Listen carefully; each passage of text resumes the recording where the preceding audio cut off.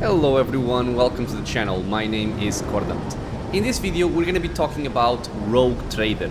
So this is a game that has not yet come out. This is an early access or a beta version of the game, if you will. This is something that's available for anybody that purchases basically the pre-order on Owlcat's site. So yeah, this is a game made by Owlcat. You probably know them as the makers of the Pathfinder games, so Pathfinder Kingmaker, Pathfinder Wrath of the Righteous. And this game is coming out on December 7th, so very soon.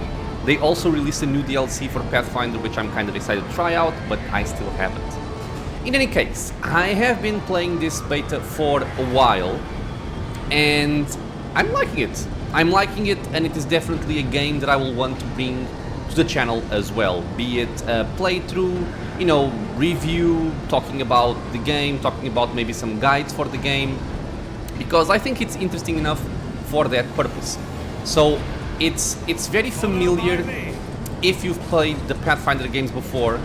It's a Unity-based game, which I'm not really in love with, but it is what it is. But if you've played the Pathfinder games, the movement, the interaction with the game world, picking up stuff, the inventory, moving, interacting, it's all very similar to Pathfinder. Now, naturally, this is a game that's based on the Warhammer 40k franchise. There's a lot of games based on that particular franchise, and personally, I love it a lot.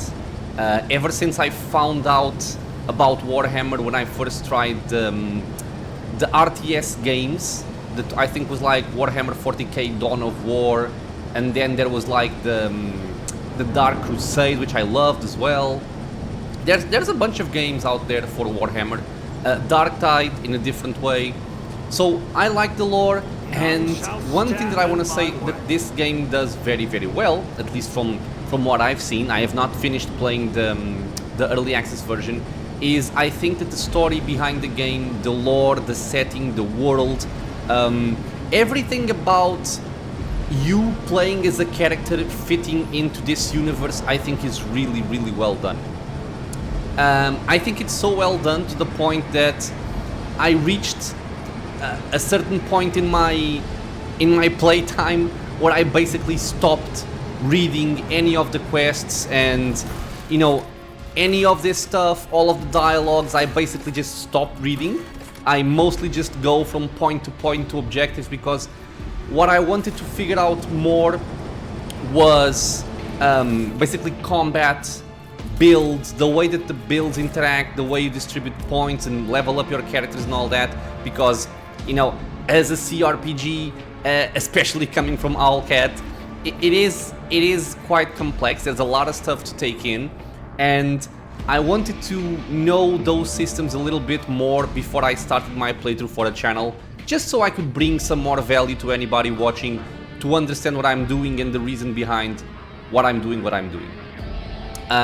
So yeah, I stopped reading all dialogues, I stopped reading the quests, and I'm just, exploring the world, fighting enemies. There's a bunch of corpses on the floor here, and exploring the level up processes.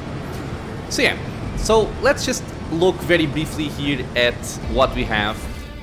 This is the map. It looks different from the Pathfinder games, but it's basically the same thing with a different look. This is more Warhammery. We have our character slots up here. We still have a maximum party size of 6 companions, which is my favorite party size composition for a CRPG, all the way back from Baldur's Gate. I think 6 is the perfect amount. I can briefly show here the UI, very similar. You have certain actions you can accomplish here. These are basically the actions you get from your weapons, and you essentially have 2 weapon sets on most characters. Some of them only have 1. And here we have developable options, like you can do a normal strike with your weapon, you can do a slash with your weapon, which affects 3 squares in front of you instead of just the one in front. And from my bolt pistol here over here, I can basically shoot with it. You also have some quick items. In this case, I have some grenades over here. You can also have some med kits, different types of grenades. You have some stimulants, which give you stuff like movement points and action points. So this is where you interact with items and the interaction with your weapons.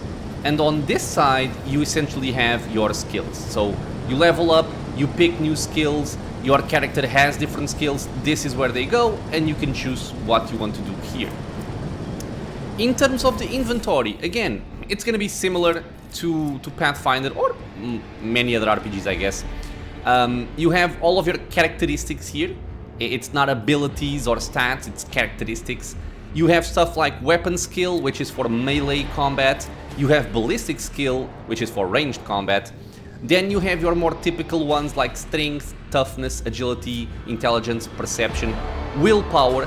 And then you also have fellowship, which is basically charisma, if you were to think about this, you know, in the context of more classic RPGs. You have some stats here like deflection, armor, these are defensive stats, as well as dodge.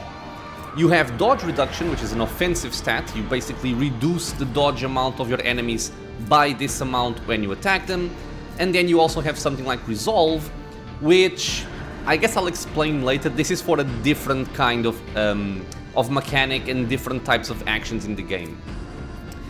Then you also have your currently equipped weapons over here, as well as your skills. So once again, if we think about Pathfinder, this would be what you would have as, you know, persuasion, use magic device, lore nature, lore world, arcana, all those things. This is similar but fitting to this universe of Warhammer 40k. So again, looking at our characters, we have 6 characters here. They all play different roles. And in this case, you don't really have your typical classes. So again, in Pathfinder, Baldur's Gate, all those games, you would usually pick if you want a fighter class or a mage, a sorcerer, stuff like that.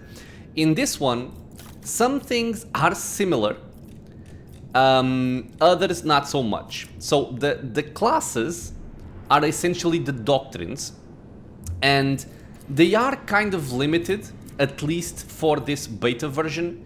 I should also say that this version I'm playing is not the most up-to-date one.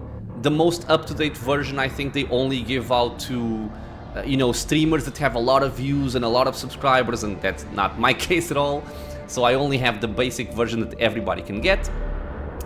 But from what I've seen, we have stuff like we have fighter, we have leader, adept, and marksman. And if we go about them one by one, fighter you can think of as your typical fighter.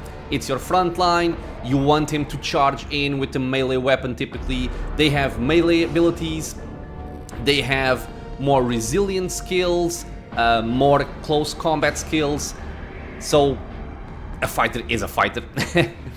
I guess I can go for the marksman. The marksman you could think of as an archer, but in this case with big heavy weapons. In this case of Argenta here with her bolt gun. Here you will have a bunch of abilities that will give you movement and a lot of fighting capabilities from range. So you want to be shooting from far away at your enemies, blowing them apart, and the marksman from all of the doctrines I've seen is the best one at doing that. Then you have an adept, which I guess you could consider this something of... It's like a mix from a martial class with some kind of magic class. So it has some abilities like studying your enemies and lowering their defenses, also buffing your allies as well. And so there's something between a support with some damage capabilities as well, at least from what I've been able to figure out thus far. They're quite cool, especially this character here, which is coupled with a specific origin for a psyker. I'll get into the origins in a second. But yeah, basically a support with some fighting capabilities. And finally, we have what I chose for my main character here, Mr. Cordumt, the Leader. The Leader is actually a very interesting doctrine. I had never really seen anything like this in other games. This, I think you could call it... It's essentially a support class, but it can be very offensive as well as defensive in the kind of support it brings. So it's not your typical support like someone that heals or buffs, but the Leader can actually do stuff like you can use skills such as this one, move, move, move. You can target one of your allies and give it movement points. So basically your ally will be able to move outside of his turn into a different position. This is very, very useful for setting up defensive positions, for getting into cover after firing a burst with your ranged characters, or even maybe just moving your melee combatants up close and personal to the enemies. Other than that, we have this very cool ability here, Bring It Down, where essentially you give an extra turn to your ally for them to act. So in this case, they don't get any movement points from the start, but they do get action points based on one of your characteristics, which in this case it's the Fellowship characteristic. That's why I'm buffing my Fellowship stat here. And this will mean that even though it's not your ally's turn, when you are playing with the Leader, you can tell this character or that character or whoever you want to act right now. Again, very, very useful.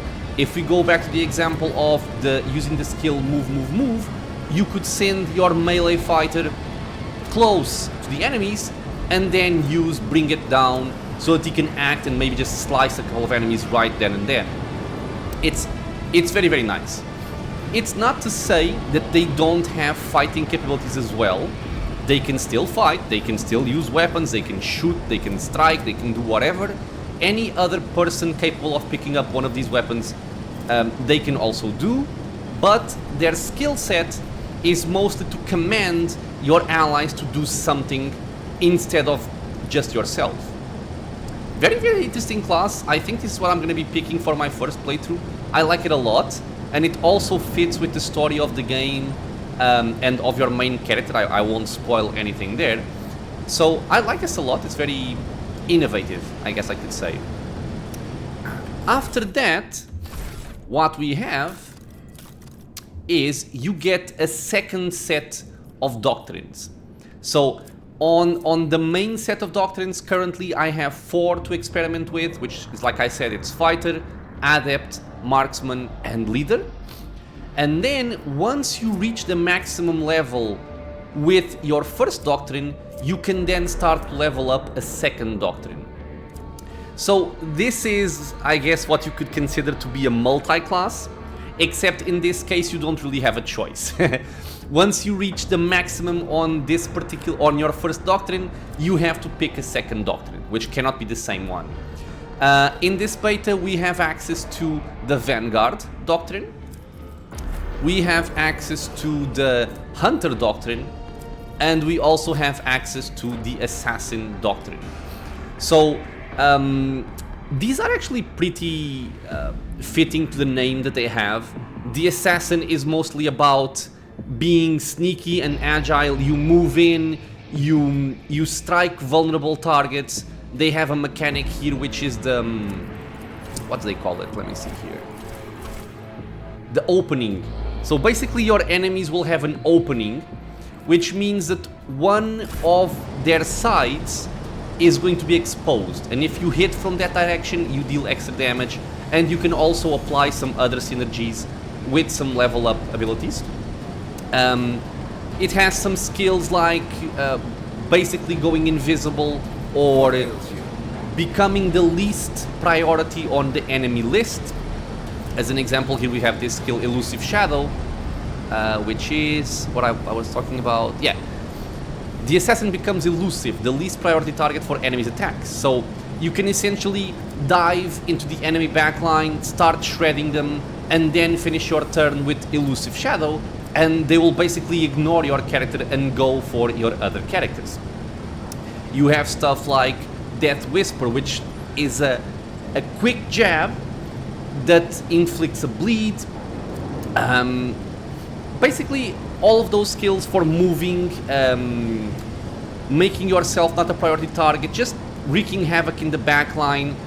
This is what the Assassin does. What advice do you Similarly, but on the opposite end, we have the Vanguard. Come on. The Vanguard here. And the Vanguard is essentially like a sturdy character in the middle of the battlefield.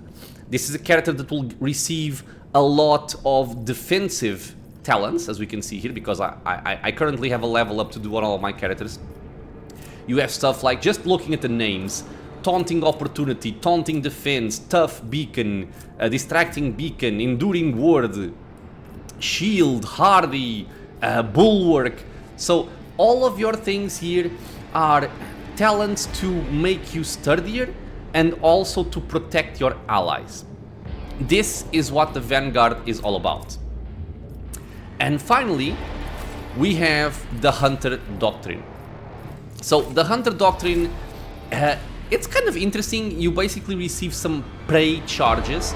These are a debuff that you can apply to an enemy, and then you get some interactions with it. So the basics of it is that if you kill one of these preys, one of these marked enemies, you will receive some buffs until the end of combat. You can receive temporary wounds. Wounds equal HP. Okay, this is your health pool. So you can get some temporary hit points. You can get more critical hit damage and critical hit chance, or you can get both of the above.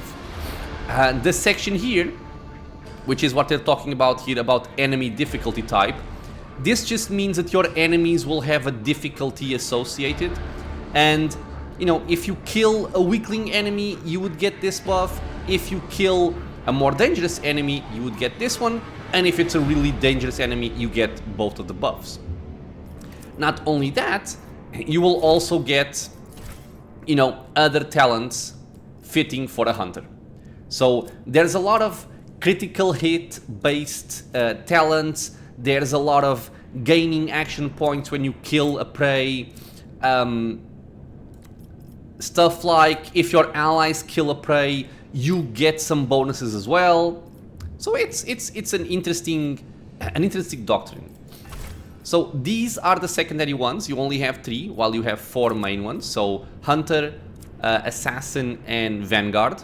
And you cannot choose freely. These secondary doctrines you can choose freely. So for example, a leader can only choose from the Vanguard doctrine. It cannot choose Hunter or Assassin. Again, at least on this beta early access version. This may change. The Marksman, for example, can only be a Hunter. But an Adept can be a Hunter or an Assassin. While a Fighter, I think, can be an Assassin and a Hunter? I'm actually not sure anymore. But both of my Fighters, I made them... sorry, no. Yeah, Fighters can be Assassins or Vanguards. That's right. Besides the Doctrines, what you also have is something that you choose on character creation, which is an origin. So, in this case, for this character here, Idira, her origin is an unsanctioned Psyker. So she is a Psyker. It's like a magical caster with warp powers in the Warhammer universe. This will fit her with a bunch of features that befit this origin. As an example, my character here, for an origin, he's a Commissar. This one, I think, doesn't really have a lot. It's not as complete as the Psyker, I believe. But you get a couple of things here, like Darkest Tower. Yeah, you can see here, work in progress. This is not even available right now. Same thing here. Yeah, you get more momentum when the battle starts.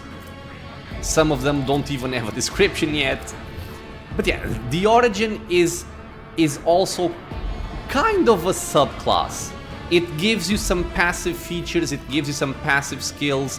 I think the most complete one, it really is the Psyker, or at least the one that gives you the most unique and different features. And we also have from another character here, Navigator. Yeah, the Navigator, which is from this character, Cassia, also gives you a lot of stuff. A lot of war powers, a lot of buffing and debuffing capabilities. Very, very cool. So, something to note also about Rogue Trader is that this game, unlike the previous Pathfinder games, you don't have an option for real-time with pause. So, if you are playing this game, you are really going to only have the option to play in turn-based combat. I don't really see it as a problem. I mean, the game is built, it's designed behind turn-based, they went with that option. I usually have a preference for real-time with pause when it comes to CRPGs, but you know, I'm perfectly fine with playing a turn-based only game for that purpose. I've played for a bunch. I don't really feel like the turn-based combat is a big issue because, you know, one of the things that I fear when talking about turn-based versus real-time with pause is that by only having turn-based, combat can be a little bit boring at times because everything takes a long time, and sometimes you're fighting enemies which are very, very weak, and you don't really want to waste your time just fighting those enemies, which can be a long time, especially if it's a bunch of enemies. They did some stuff here that makes that less painful. They have enemies sometimes working as groups instead of just acting alone. So basically, when it's the enemy turn, instead of having 5 different enemies acting one at a time, that entire squadron will act at the same time. They will move at the same time, and then they will attack, you know, in sequence quickly after one after the other. So you don't waste a lot of time just watching mindless combat. Just picking some options here to advance. You have some puzzles, interactions with the game worlds. There's a lot of dialogue, a lot of choices, a lot of lore, which I'm liking a lot. You can blow up walls if you pass a check, because again, this is very, very Pathfinder-like. You get an athletics check to check if you can go to the other side. Open your door. You know, you have traps, you have tech skill, you have logic to interact with stuff. In this case, my character with the most logic was left on the ship. So yeah, I don't have a lot of a lot of logic to use here.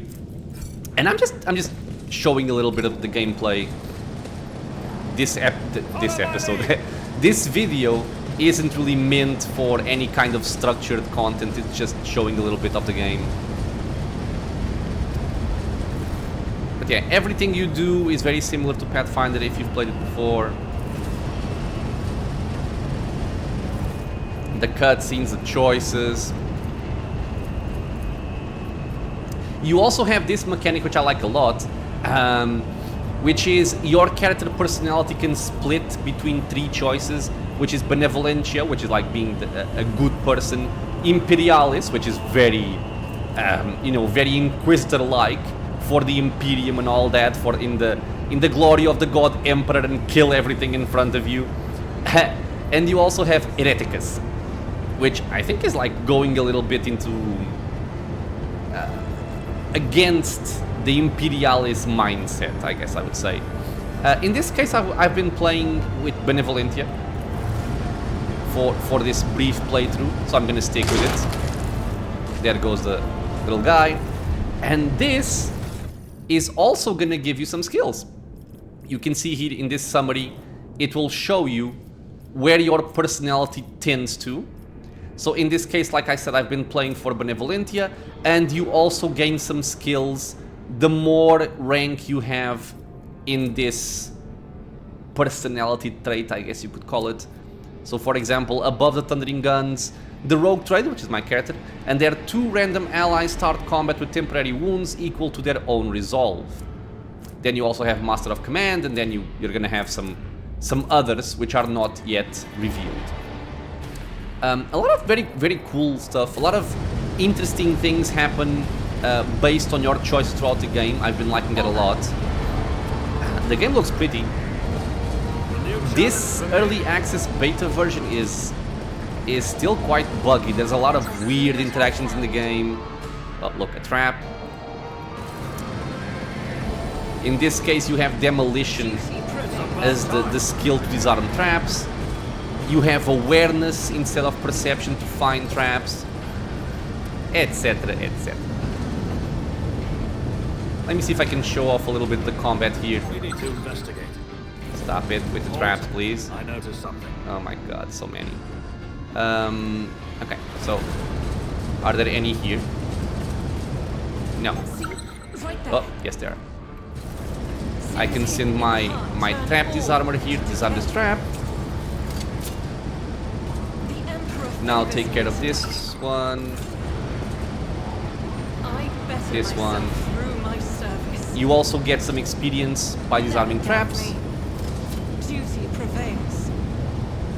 Done? Done. Okay. I think I'm supposed to fight like a boss type enemy soon. Like I said, I've stopped reading any kind of dialogue to not spoil myself. I want to have a fresh experience when the game comes out.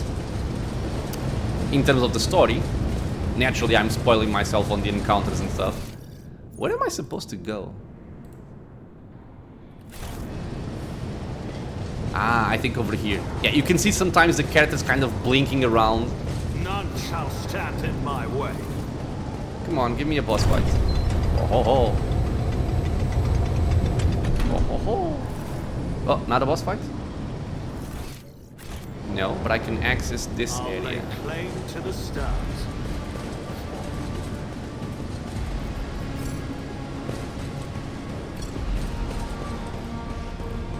I will also want to show like the way you interact with the map and how you move from, let's say, level to level, because it's also interesting and new. Come on, give me some enemies, please. New challenge for me. No. Enemies. Oh, maybe. You are a heretic, are you not?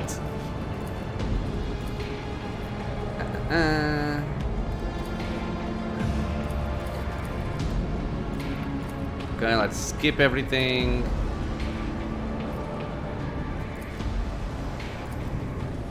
Take a knee. We're fighting, we're fighting. Okay. Bow before me. So yeah, like I said, the game is turn-based only, no real-time with pause. So when a combat starts, if you are not being ambushed, you get a chance to place your characters in certain positions. I believe this depends on their movement points. In this case, I can take like my leader, and by what am I fighting? I'm fighting combat servitor. You can inspect him, 104 hit points, 50% dodge. He doesn't move a lot. Ooh, he has a flamethrower, which is dangerous. So I'll want my backline to stay, you guessed it, in the back. I'm gonna bring my tankier character up to the front. Yeah, there's not a lot of cover, because this game also features cover, which, you know, if you've played XCOM or other games of this style, you will be accustomed to that. So you can go over there. I guess you can go over here. Argenta, which is my marksman, my biggest killer. I would love to give her some cover. I don't think I'm able to do so. So yeah, you can stay here, you can go there. And maybe you come over here to try and block off the passage, because if anybody tries to go through my fighter into my backline, there are attacks of opportunity So this will discourage them from doing so. Once you are happy with the positions, you can press space and fight. Okay, so we're gonna start by looking at the leader class here. Like I said, we have a bunch of buffs and we have a bunch of commands we can give to our party. So in this case, like I said, Argenta, my marksman, she is my biggest killer. So I am going to buff her with Voice of Command. This will increase her characteristic by 5 plus 2 times the leader bonus for 1 turn, so the leader's fellowship bonus. And the way this works, it took me a while to understand, is you get 1 point of bonus for every 10 points of the characteristic you have. So in this case you have 9 bonus points of fellowship, 3 willpower, 4 perception, you get the idea. So basically Voice of Command is going to be giving 5 plus 2 times 9, so 18 plus 5, 23. She will get plus 23 characteristic for 1 turn. I can also give her Air of Authority, which will increase her Resolve, and Resolve is interesting for the momentum mechanic, which we're gonna see soon, hopefully. And if she is under the effect of Voice of Command, she will get an additional action point at the beginning of their next turn. So I can do this, Not a problem for me. and now I can tell her... I can also give it another buff, might as well. Take aim. The target's attack will ignore cover and will have double effective distance if it is under the Voice of Command effect. So you can see that Voice of Command is like a base effect for others to stack upon. This attack will ignore enemy dodge, and the damage from this attack cannot be reduced below 30 plus 3 times the leader's fellowship bonus. We can also give this to her. And now we can go for Bring It Down. And as we can see, we are now playing as Argenta. It's still in Cordam's turn. This is not her turn. She will have her turn later. So what do I want to do? We have a Tech Priest here, which can be dangerous. I think he has like a plasma rifle. Yeah, and this hurts. He can summon Vox Skulls. Okay. Let me see if I can bring this guy down. Let's buffer up with Revel in Slaughter. This will increase critical hit and critical damage. We're gonna mark him with Prey.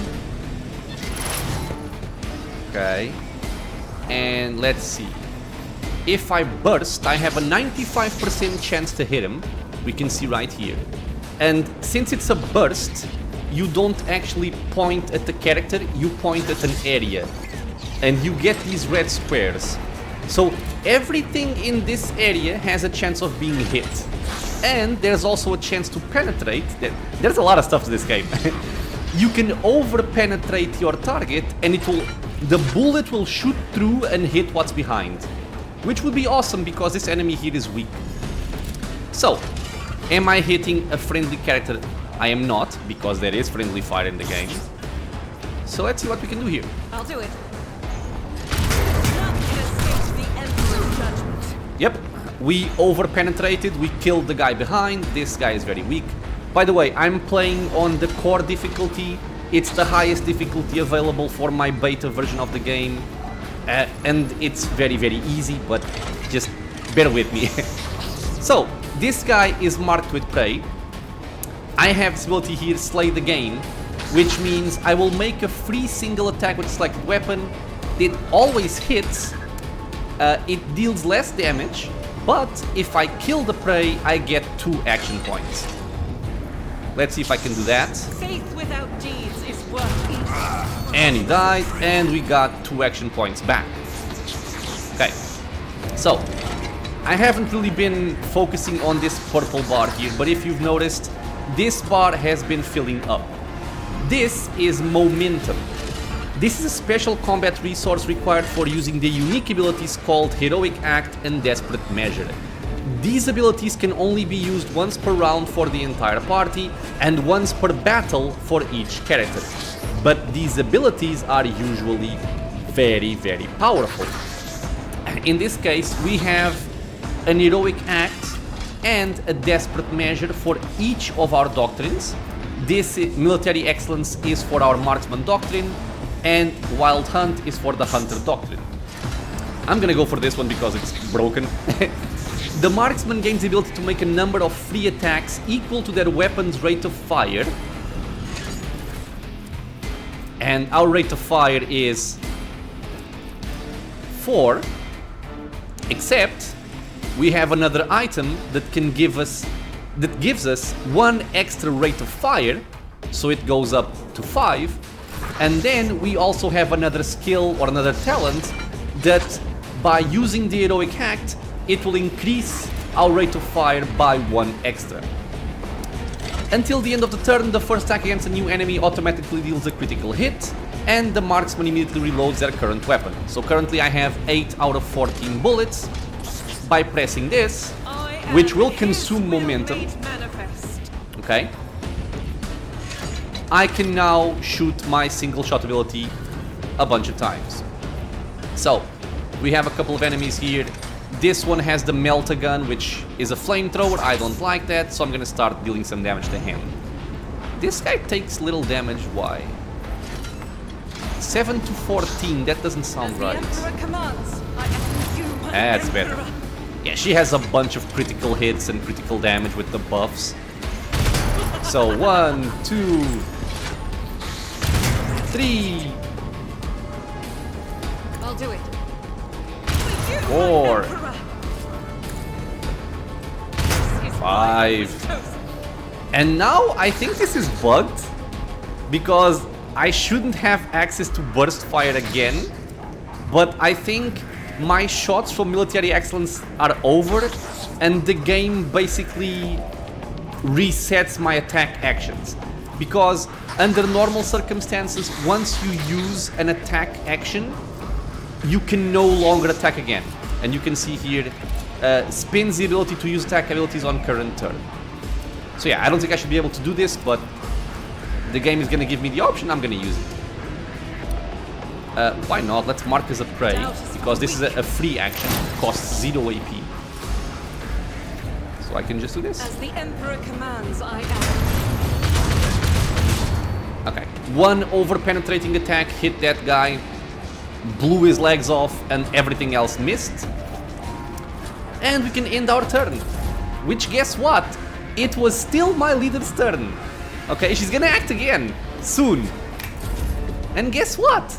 This lady over here, Cassia, is also a leader. Sorry, I'm getting very excited. I know. Let me see if I can show something that she does as well. We have a cool warp ability here from her being a navigator. Point of curiosity. You can manipulate the positioning of your enemies. In this case, we can select a point, and if the enemy fails a willpower check, it will move 3 cells toward the target point. So, for example, I can do something like this. He failed this check, so he got moved up. And we can explore some other options here. We have Show the Path, which is similar to Bring It Down. Oh, not in range. Let me get closer here. I'm gonna take some friendly fire next, but I just want to show this off. So, Show the Path, I can tell my fighter, act. I'm basically giving him a free charge, which means I can... Okay, this works. At your beck and call. I charge the enemy and immediately hit him. I pass his turn because he didn't have anything else to do. We're back at Cassia, and I can once again say, bring it down to Argenta, or to him, for example. And we can act again. So, in this case, I could reload, because I have a talent that makes it so that my first reload in combat costs 0 AP. Normally it costs 4. I'll do it. And I could, burst again. The problem with bursting is that since my fighter is in front, I would be taking the brunt of the damage. I don't want that. So I can just do something like single shot, hit my enemy. Commands, I act. And now, again, You can see here that my attack options are grayed out because I use an attack, but there are certain skills, like for example shot on the run, that say something like does not count toward the limit of attacks per turn. So I can use shot on the run. Without deeds is worthless. She also gains some movement points, which we don't need. Single shot, I'll do it. dead. So yeah, this was the combat. As you can see, it was very, very easy. I'm really hoping for, you know, increased difficulty settings when the actual release comes out. Plasma gun, nice. It's still enjoyable, it's still cool because, you know, mostly I'm playing the game right now to figure out interactions between the characters, how they work, their skills and whatnot. And even though it is very, very easy, the enemies didn't even act once. It's still enjoyable, but I am looking forward for, you know, more difficulty. I guess I can also show the level up process since my character didn't level up. And I'm doing this very, very loosely. In this case, I'm upgrading my Vanguard Doctrine on my leader. I think, in my opinion, Vanguard isn't really very cool for leaders as their only secondary doctrine, because Vanguard strongly encourages being in the middle of combat. So I'm actually just kind of ignoring the talents here from Vanguard, and I'm going for stuff like, you know, generic stuff like bolt weapon expert or giving proficiency in certain kinds of weapons, like flame weapon proficiency. Yeah, in this case, honestly, I don't even know what I'm gonna pick, so I'm not gonna waste your time with this. Usually, if I look at the hunter, it's easier, which is apparently bugged. Yeah, it's bugged. Yeah, so when I reached this level, this ability here was empty. It didn't give me anything to choose from. And this next level up also is not working. So yeah, this is broken. Let me see if I can find one that actually works. Okay, so for example, for my navigator here. Yeah, so she works. Right. Lady. Oh, really? Maybe this is the maximum level in this version of the beta. That's kind of unfortunate. I didn't know that. What about the assassin? Okay, well, I'm not gonna show the... I'm not going to show this because it's not working. But essentially, as you level up, you get access to one of these two choices. Sometimes it's only one choice, but yeah, you get some choices. And you essentially get some passives. For example, increases movement points of the fighter on this level. And you also choose a talent. In the next level, you get an heroic act, for example. And you can also choose some skills. And as you level up, it's going to change, you know, between levels. In this one, again, you get a talent and a characteristic advance. On this one, you get an ability and a skill. So yeah, you get new stuff on every level, which is kind of cool, because on every single level, there's something interesting to look at.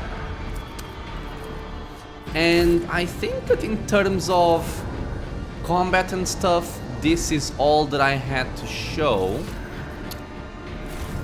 Let me see if I can show you guys the way you move around the game world and around the map. So I will be right back.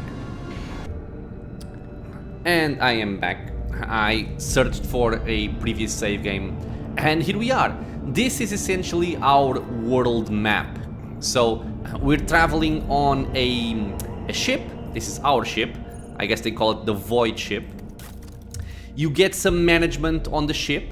The ship itself is also customizable. You can improve the engine, the shields, the armor, all specs, which I don't know what it is. And then you also have some weapons. as well as you can upgrade the hull, upgrade the RAM, which basically means, you know, damage reduction, damage bonus. You have mechanics like speed and inertia, the shields on all sides, the HP.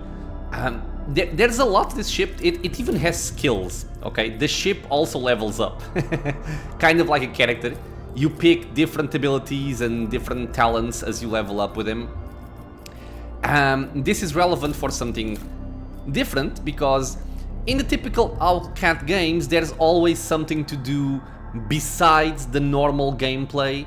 So, for instance, in Wrath of the Righteous, you have the Crusade, where you play something like a Might and Magic game style of minigame, and in this one, you actually have spaceship battles, which are kind of interesting, and this is very important, you know, to be proficient in those battles and actually succeed. But, yeah, essentially, you are moving around on your ship. It's like your base. You can go back to the bridge of the ship. This is where you will find your characters, where you can interact with the map and go on missions. And, you know, sometimes pick up some quests. So yeah, you can level up your characters, look at your inventory and whatnot. You can see you have some companions around the room. Right now they're covered in fog, but you can see their faces here. Like we have Argenta here, we have Cassie over there. You can talk to them. Much in the same style as Pathfinder, you can, you know, speak with your companions, which is cool. This is our throne. And yeah, we have the Coronis Expanse map here. And if we do this, we go back to the screen we were just at. Okay. So basically, we are on a... I guess you could call this like a system. Because this isn't a level. Right? You can actually enter this system or visit it, and you move your little ship around and you can explore whatever is in the area. You can explore worlds. Some of them have nothing. You basically just scan them and get some experience. It's like this one here. Other ones will have some materials that you can extract by using these extraction machines. And these will give you these resources, for example, provisions, chemicals, plasteel, mechanics, promethium, etc. You can extract that from the planets you discovered. Some of them will have some quest areas or like book events where you get some interactions and gain some experience and items and stuff. And other ones, you know, will also have levels where you actually go in and do your quests. So the previous segment of this video I was showing with the combat and whatnot, it was from entering this particular planet here, Kiava Gamma. Okay? So back to the overworld, I guess you could call it. You can see the very expansive map. I don't think there's actually like a mini version that I can explore for this. I just have to go like this. And you have the several systems that you've already explored. Okay, so I've explored all of this stuff. And the way you move is you just say, okay, I want to go there. You warp travel, and you go from one side to the other. And over here, you can visit again, explore the planets, do whatever you need. There's also a mechanic for this, like you can see these green lines. These basically mean that this warp travel is safe. You can traverse it without any problems. If it's yellow or orange or red, that means it's going to be, in this case, dangerous. So I think this is just a mechanic of random encounter. So if you are traversing a route that is not safe, you have a chance of having an enemy encounter. Sometimes you have an enemy encounter in the actual ship, you have to fight with your characters. Other times your ship just takes some hull damage. Other times some other random stuff may happen. The way you deal with this is you can ignore the danger and just move ahead, and you will suffer whatever you have to suffer. Or you can spend some navigator's insight, which are basically some points you have, to make the route safer. So in this case I can reduce the route difficulty and make it safe. The way this works is, as you move around the entire map, when you reach an unvisited planet, you can do a chart new courses action, which will discover new routes, and by doing so, you will gain some insight points. And then you can use them however you see fit. In some cases, when I've explored some planets which I don't think I'm gonna go back to, I don't really bother making the route safer. If it's something that connects different systems, you know, from one another a big distance, and I see myself traversing this multiple times, I will typically make it safe just so I don't have to suffer through random encounters or ship damage unnecessarily. Okay, so yeah, basically this is how you move around the map by using warp travel.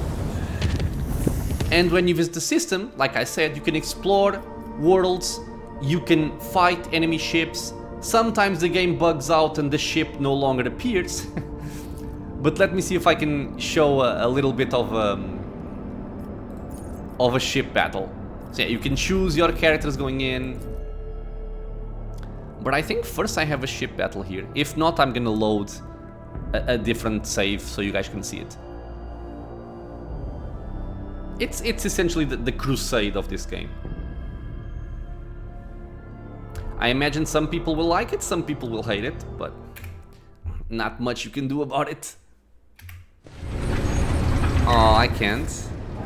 Ah. Okay, so never mind. I'm gonna pause the video, I'm gonna look for a save that I have with the ship battle, and I will be right back. And I'm back.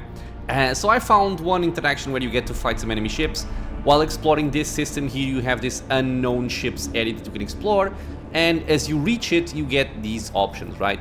So I'm just gonna go with fire the torpedo to nearest Aldari ship. This is an attack action, and we are gonna jump into one of these ship battles. I won't be going too much in detail on how it works, on you know, what the skills and whatnot. It's just so you guys can have a feel for it. So essentially we have our little ship over here, and in this case we're fighting 3 enemy ships, Aldari Shadow Hunters and 1 Aconite. We have one over here, one over there, and another one over here. These ships even have a mechanic that basically plays like a mirror image, which can be very, very annoying, but I won't go too much into detail over that. And you have movement that you need to do with your ship. So you can't even end the turn here. The ship must reach one of the finishing cells to end the turn. This is something you need to take into consideration for the strategy behind your actions. Then you also have some skills, or spells if you want to call it, available on each of these positions. And then you have, you know, your main actions with your weapons. Like you have a frontal weapon, you have torpedoes, you can ram an enemy with your ship, just dash straight into it for a lot of damage. You have attack on the left, attack on the right, and a dorsal attack that hits basically everything around here except the back. So, as an example, I can use a skill here to scan for weakness on this ship.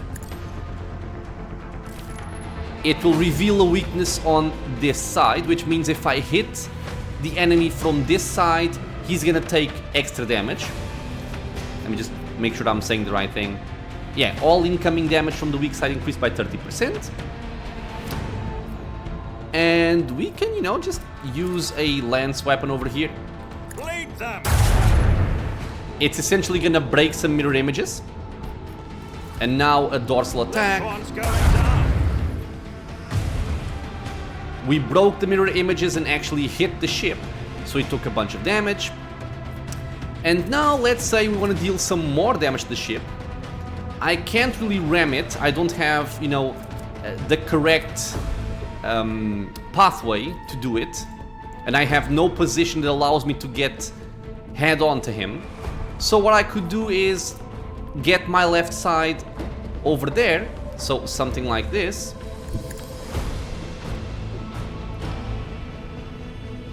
And just shoot him again. Another salvo. You also have missed chances, as we can see on the combat log here, because why not? And we missed a lot. Our hit chance was apparently 60%, and we rolled above it. Yes, above. It is weird, it's very different. I don't know why they went with this. I guess Rogue Trader just works like this.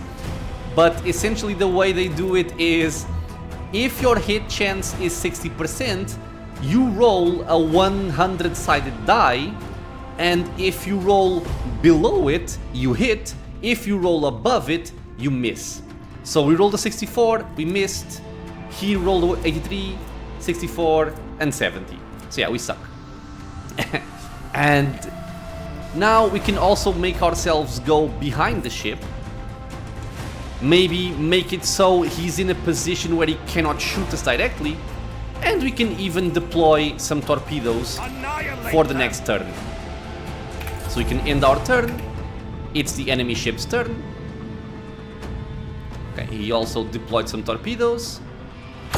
This guy is gonna shoot us because we are in range.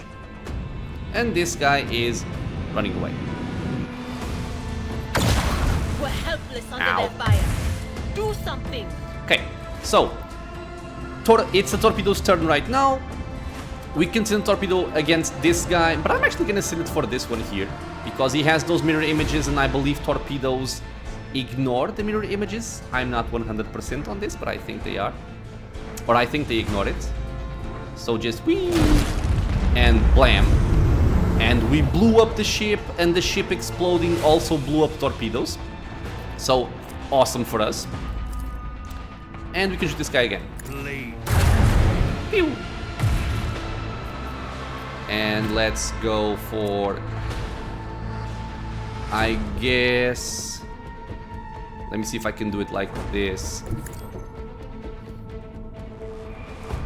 Hit him from the left. Macro cannons. Hopefully kill. Nice, ship down. And I can now turn myself to face this guy here.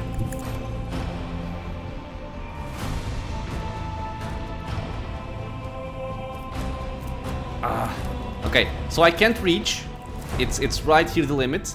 I have a skill that increases my range, so I'm gonna do that. So we can just do pew This pew. one's going down. Okay. I guess we cleared no mirror images, but whatever. And my left side shield got broken and my back side shield is weak, so I am going to restart my shields just so we have some extra defenses.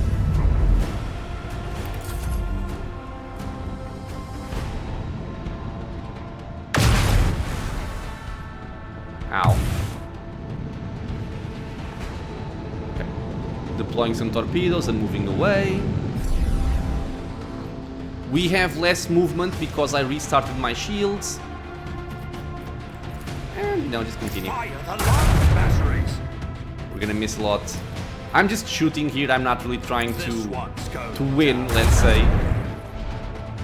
I'm mostly just showing how this works. And with torpedoes, the torpedo is facing that side over there, and it can only move on this direction for the most part. So if you want to be safe from them, I would go behind them. So I can just move a little bit up to shoot from the right. Another salvo. Okay, we killed all of his mirror images. And I'm just gonna go over here. Or actually, I'm gonna deploy my own torpedoes here Torpedoes locked. and move over there.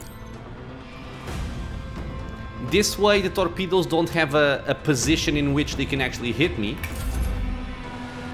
Okay, yeah, so you see, they have to go this way. They can't run onto my ship, which is good for us. And I think his ship is in range of our torpedoes, which is awesome.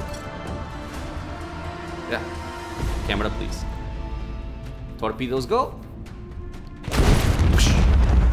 And there we go. So again, it's kind of simplistic. I think the fight doesn't actually end until I kill the torpedoes as well. Okay, I turned them the other way and I'm just gonna go away. because they only live for, I believe, 2 turns. So if they don't hit me the next turn, they will just blow up. So yeah, we can see them trying to reach me. They can't. They blew up. And we won. So yeah, this is the battleship fighting. Like I said, I imagine some people are gonna enjoy it, others are gonna find it kind of, you know, basic and maybe a little bit boring. But we'll see. Maybe a lot of things will change in the final release. Again, it's very close, December 7th. And I'm also, well, this is more related to my channel, I guess, but I'm also about to finish my Baldur's Gate 3 playthrough.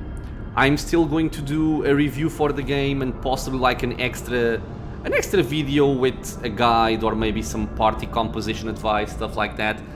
But after Baldur's Gate 3, I was thinking about starting playthroughs for Pathfinder. But since this game is gonna come out right about when Baldur's Gate 3 is gonna end, I believe, I'm not sure which one I'm gonna do. Maybe I'll do them both at the same time, like Pathfinder and Rogue Trader. Maybe have something like one day Pathfinder, the other day Rogue Trader, because I'm really excited to play this one. But yeah, I think that's all I had to show. I imagine I didn't show a lot of stuff that the game has. Like, I didn't go into, you know, the inventory, what kind of items you have, how medkits work, how certain weapons work, yada yada yada. There's a lot to this game. I love it. Like I say in most of my videos about CRPGs, complexity is the name of the game.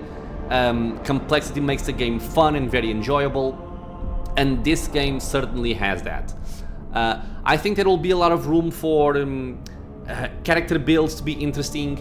I think the really strong point of the game so far from what I've seen is the story, the lore, the whole Warhammer 40k universe. I think is very well depicted in this game.